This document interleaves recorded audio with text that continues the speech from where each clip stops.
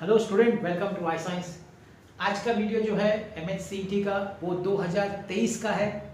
Chapter आपके 11th standard का है, इलेक्ट्रोस्टैटिक्स। देख के क्वेश्चन समझ में आना चाहिए, कई लोग को नहीं भी समझ सकता, लेकिन चलिए देखते हैं क्या है क्वेश्चन। बड़ा इजी क्वेश्चन है।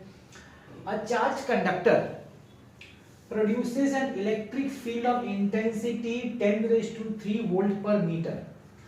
तो यहाँ पे आपको इलेक्ट्रिक फील्ड दिया हुआ E 10⁻³ volt per metre just outside its surface in vacuum. Then it produces the electric field of intensity E. एक और इलेक्ट्रिक फील्ड है, तो इसको मुझे अलग सिंबल देना पड़ेगा, E नॉट।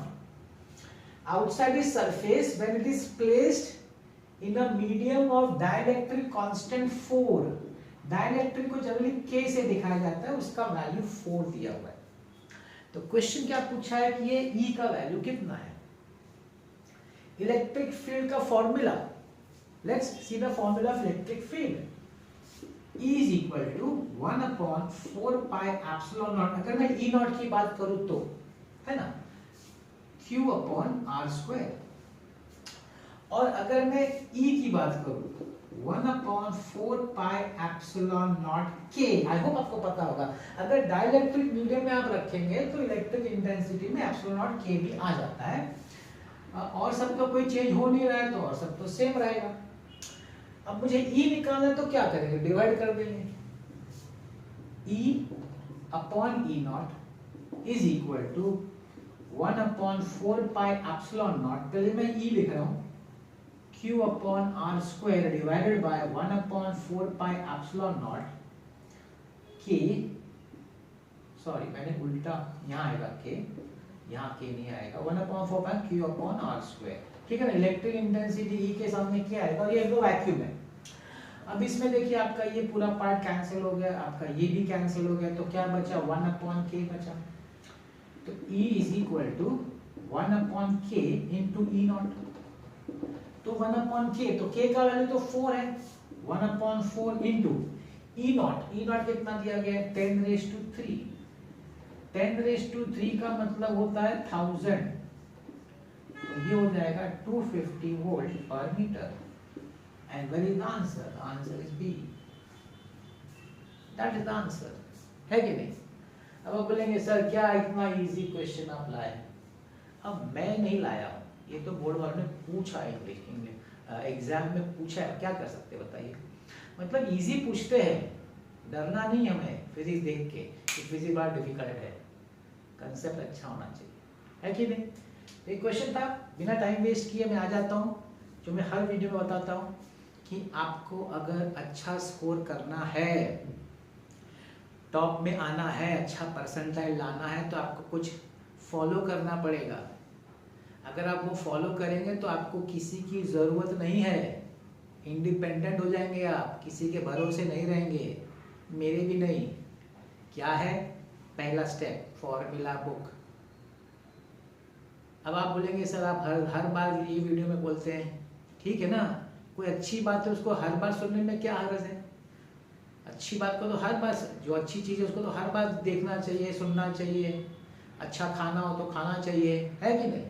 तो पहला स्टेप है कि हमारा फॉर्मूला बुक होना चाहिए, खुद अपने हाथ से लिखने का फॉर्मूला, जैसे जैसे टीचर पढ़ाए अपना बुक एक बनाने का, उसको में फॉर्मूला लिखते जाने का, हर एक टर्म आइडेंटिफाई लिखने का, क्या रिप्रेजेंट करता है उसका यूनिट लिखने का, उसका कोई कांस्टेंट है तो उसका वैल्यू लिखने का, डिटेल में लिखने का फॉर्मूलाज, ऐसे चैप्टर वाइज बनाते जाने का। फ़ायदा, जब भी आप न्यूमेरिकल खुद बैठ के सॉल्व करें, फॉर्मूला बुक सामने रखिए, नहीं आता है तो देखिए, कोई प्रॉब्लम नहीं, जितने बार फॉर्मूला बुक देखेंगे उतने बार लर्न होगा। दूसरा फ़ायदा, जब आपका एग्जाम होगा ना MHCET का, उसके एक दिन पहले क्या है, क्या करना है, फॉर्मूला बुक देखना है।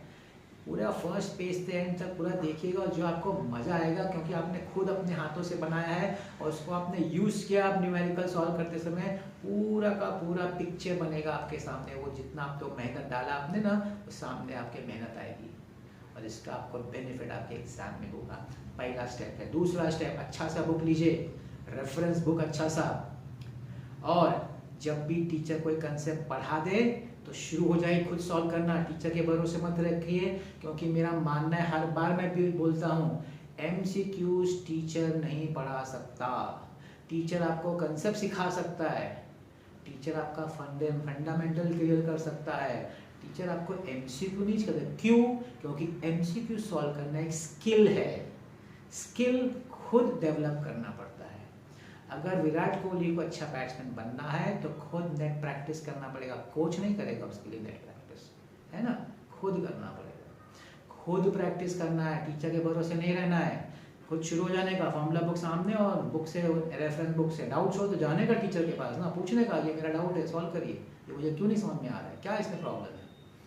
आप देखिए आपका स्किल, आपका वो जो रिफ्लेक्ट होगा ना बोर्ड एग्जाम के टाइम, एंट्रेंस के टाइम आप एकदम खुश हो जाएंगे।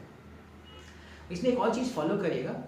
नॉर्मली तो लोग क्या करें, जनरली लाइन से जाते हैं, तो ठीक है, पहली बार फर्स्ट टाइम आप करें तो लाइन से सम सॉल्व करने का, लेकिन एक आदत डालिएगा अच्छी सी, कौन सी मालूम है, जब आप second time third time practice करें ना तो रैंडम सम्स उठाइए। मतलब एक सपोज ग्रेविटेशन का उठाया, एक इलेक्ट्रोस्टैटिक्स का उठा लिया, एक एटम मॉलिक्यूल्स का, अलग अलग चैप्टर को उठाए, अलग अलग चैप्टर। क्यों? आप बोलेंगे सर ऐसा क्यों? तो बोला हाँ मानता हूँ मैं, आपको एग्जाम कैसा देना है, जो एग्जाम आएगा रैंडम क्वेश्चन आएगा ना, हमको नेट प्रैक्टिस किसकी करनी की, जो हमको एक्चुअल फील्ड में खेलना है वैसा करना पड़ेगा ना। हमारा जो एंट्रेंस है उसमें तो रैंडम क्वेश्चन है भाई, चैप्टर वाइज थोड़ी कुछ भी आएगा, कैसे भी आएगा। हमारा दिमाग उतना होना चाहिए उसमें, समझ कि कौन सा चैप्टर है, कैसे है, इसका कौन से रिलेटेड है, कौन से टॉपिक से, कब होगा, जब उसकी आदत डाली जाएगी, हमको आदत डालनी पड़ेगी, डालिए आदत।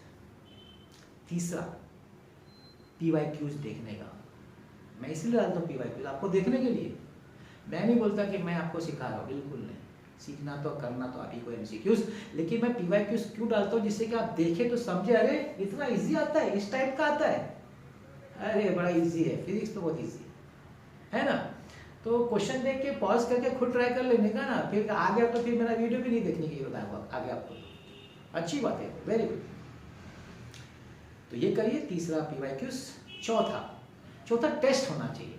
अब टेस्ट जैसे कि MCQ का टेस्ट हफ्ते में 2, 1 और आइडियली 2। अब कैसे देखिए, अब जो बड़े बड़े क्लास में ना उनका ऐप होता है क्लासेस वालों का, जहाँ पे आप कस्टमाइज टेस्ट दे सकते हैं, नहीं तो आपकी क्लास में जहाँ पढ़ते वो लेंगे टेस्ट, या फिर आप ऑनलाइन भी आजकल मिलता है जहाँ पे आप टेस्ट कस्टमाइज अपना करवा सकते हैं ऑनलाइन टेस्ट सीरीज में।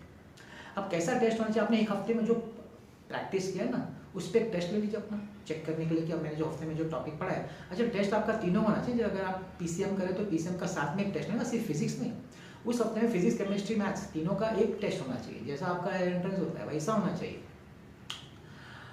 तो ये टेस्ट होना चाहिए। दूसरा क्या होना चाहिए, 2-3 महीना हो गया तो हम पहले का तो भूल गए ना, एक टेस्ट ये भी होना चाहिए, स्टार्टिंग से लेकर अभी तक का PCM का एक टेस्ट, 2 तरह का टेस्ट दीजिए।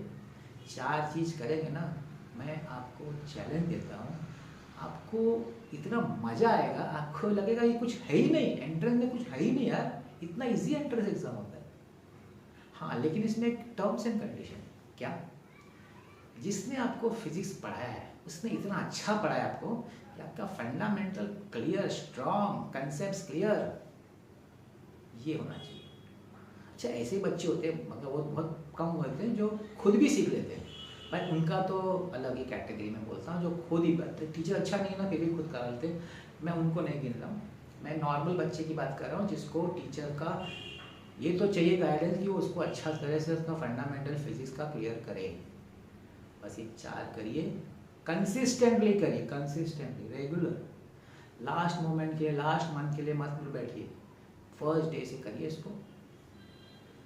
आप विश्वास नहीं करेंगे आपका रैंक किधर आएगा, और इसमें कुछ खर्चा ही नहीं है कि नहीं, सिर्फ आपको बेसिक सीखना है, थियोरी सीखना है बस, और कुछ नहीं करना, ठीक है ना।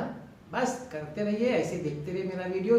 CET है, नीट है, मैंने डाला हुआ है, नीट का मैंने JEE मेंस का डाला है, अगर किसी को IIT का क्वेश्चन वो भी डाला हुआ है मैंने, सब PYQs डाला है। देखिए, एंजॉय करिए, एंजॉय करने का पढ़ाई जितना आप एंजॉय करेंगे ना उतना आप देखेंगे आपका स्कोर बढ़ता है। अगर स्ट्रेस लेके, बर्डन लेके करेंगे तो नहीं होगा। एंजॉय योर स्टडीज, ठीक है ना। देखते रहेगा मेरा वीडियोस। आज के वीडियो देखने बहुत बहुत